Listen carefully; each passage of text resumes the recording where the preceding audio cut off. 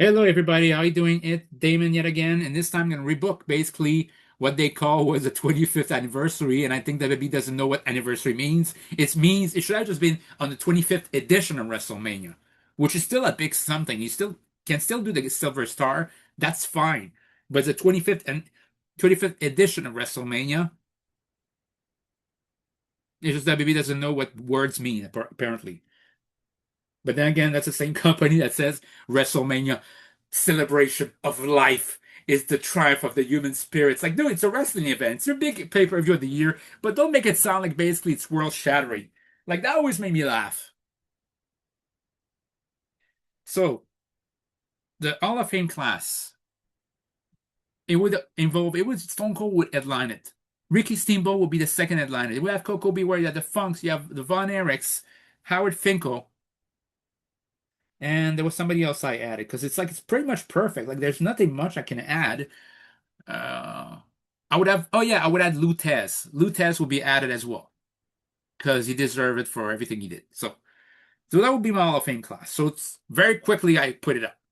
Now, the one thing I always hated WrestleMania 25 is the unification match with the tag team titles between the Dirt Sheet, Miz and Morrison, who were the World Tag Team Champion at the time, against the Colognes was related to a dark match because Kid Rock wanted to dance with the Divas.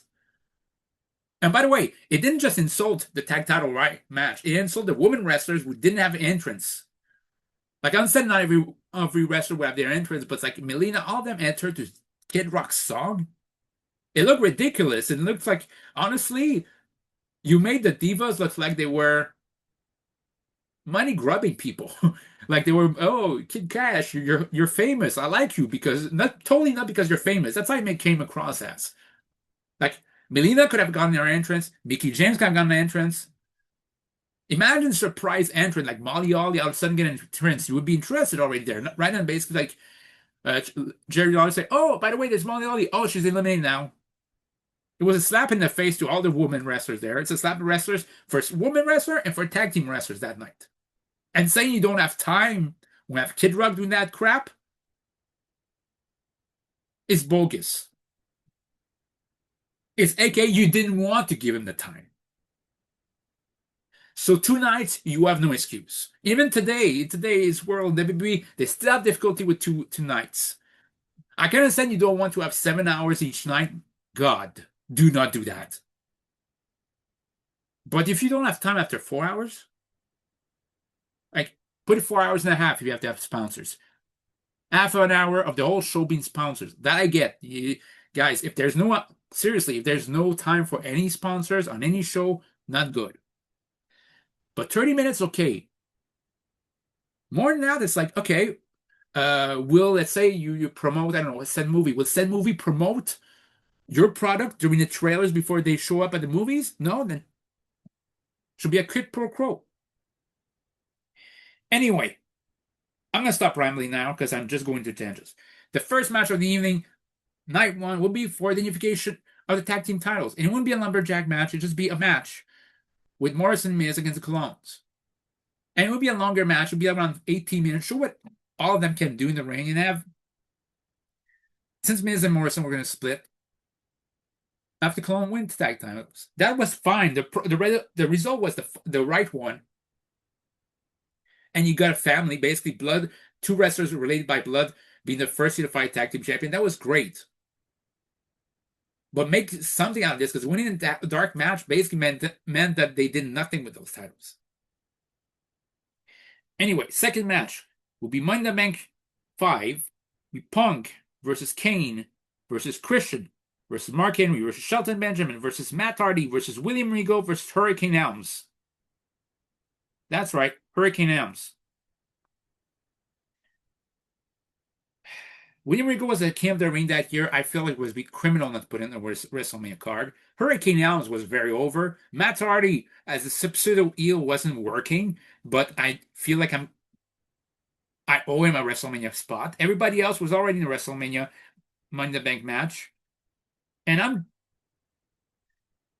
I'm between a hard and between a rock and a hard place because I don't know who I want to see win between the Punk or Christian because I think it's time for Christian to win a world title. But at the same time, it leads to Punk turning heel. And I'm tempted into doing a Russo thing and having a co-winner of the Money in the Bank match, which I'm surprised never happened. You can have both of them win, but there'll be like rules like you can't cash in the same day. You can't cash in when one basically just cashed in on. So there'd be a few that who can gets cash in first. Because after a while, both try to cash it in. You can. Someone has to cash in one. So things like that. Okay, so it's either Punk, Christian, or Punk and Christian that would have won. Because Christian deserved it. Or I might have just have like this case, Punk win, but act eelish. Maybe that'd be better. Punk wins by being eelish toward Christian. Then there'll be a Divas title match. Marie is defending against the returning Gail Kim. Gail Kim was women's champion in the past, but she's never been Divas champion. She just returned. I want Gail Kim to win the Divas title. Third match of the night. Fourth match of the night, it'll be John Cena defending against the immortal Hulk Hogan. Sorry, not defending anything. Defending basically it's WrestleMania 25, the 25th edition. He's the man. He's the face that runs the place against the former faces that used to run this place.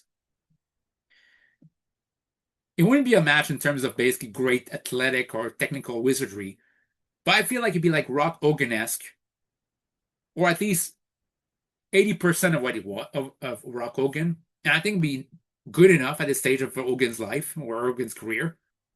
And again, yeah, Hogan put over Cena. Cena remains undefeated at WrestleMania. Hogan, sure, since unlike current WWE or AEW, I will not abuse finishers. In this case, let him have one, two, or three AAs for Hogan to lose. That's fine. Then in the fifth match of the night, you have Ricky Steamboat against Chris Jericho. Now it could be or it could be Ricky Steamboat, Roddy Piper, and Greg Valentine's, all legends from the very first WrestleMania against Chris Jericho. But the result is not in doubt. It just means that Jimmy Superfly Snuka is not there to stink up the place. Besides, he didn't even wrestle at WrestleMania 1. That would be the case. Like everybody who actually wrestled at WrestleMania 1 isn't there. And Greg Valentine will be eliminated after the Walls of Jericho. The Code Breaker would eliminate Piper. And then he ends up with basically Steamboat Jericho. And I would have basically more of a longer match, like 14 minutes, not just 8 minutes, 14 minutes, and Jericho still wins. And he still knocks out Ric Flair afterwards. Now, the Mickey Rourke thing, knowing they led to nothing, I would just have him in a segment. Like, just announce basically attends the WrestleMania, be it. So I still give him a spot, but not a big.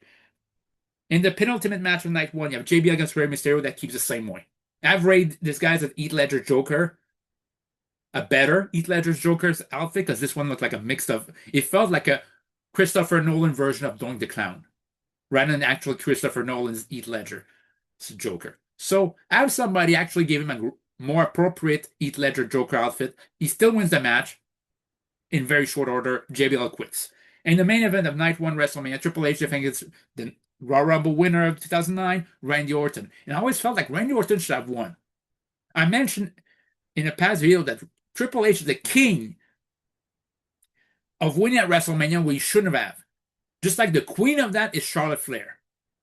And you wonder why both of them are basically treated with resentment, because it's like they should have lost more often, and it wouldn't have hurt them a bit. It wouldn't have hurt their legacy. It just would have made maybe people would actually look more favorably toward them. Now people are looking more favorably to Charlotte. She's a great athlete, but also because she hasn't been world champion in a while. The moment if she returns that pattern, people will boo her again. So I feel like Triple H should have lost that match. It was basically presented that if Triple H does anything out of the norm, he loses. Why not? I want Triple H to fear, like he wants to hit Orton with a sledgehammer. He has the opportunity.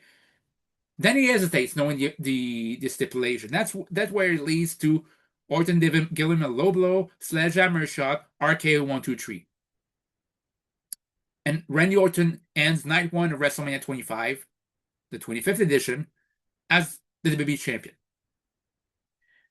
Now, you're probably wondering, why is the WWE Championship headlined the night 1, not night 2? Because I have something better. Night 2 of WrestleMania. You would have, for the ECW title, it starts with Jack Swagger defending against Tyson Kidd, against Tommy Dreamer, and against Evan Bourne. Boy, Jack Swagger did suck. So we could have Tommy Dreamer win the IC title, the ECW title there. Or if you want to, Swagger still keeps it, Christian still wins it. You can still do that, so it doesn't really matter there. Then, in the second match of the night,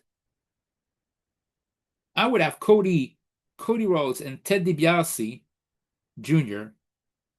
taking on, all right, was that I wrote there?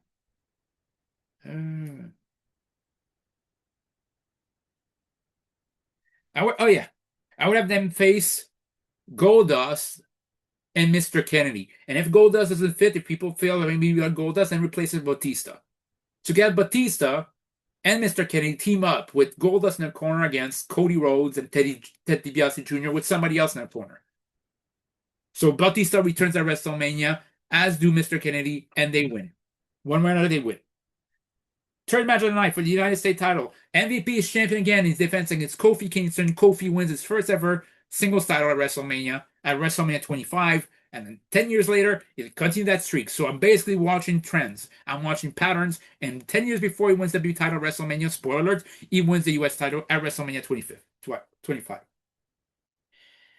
For the world title, Edge versus Big Show.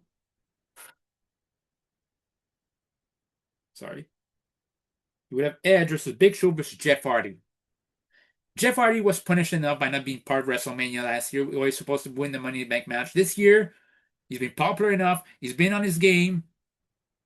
And he's been reliable for that past year. For that past year, he was. So I have him leave WrestleMania 25 with his first ever WrestleMania single victory at WrestleMania and with the World Heavyweight title.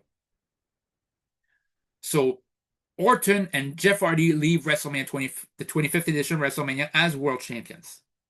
Now, the penultimate match of WrestleMania 25, Night 2, will be for the women's title. It'd be Melina Perez defending against Beth Phoenix, against Lay Cool, and against Mickie James. I feel like you could have Melina Perez retain in an 11-minute match.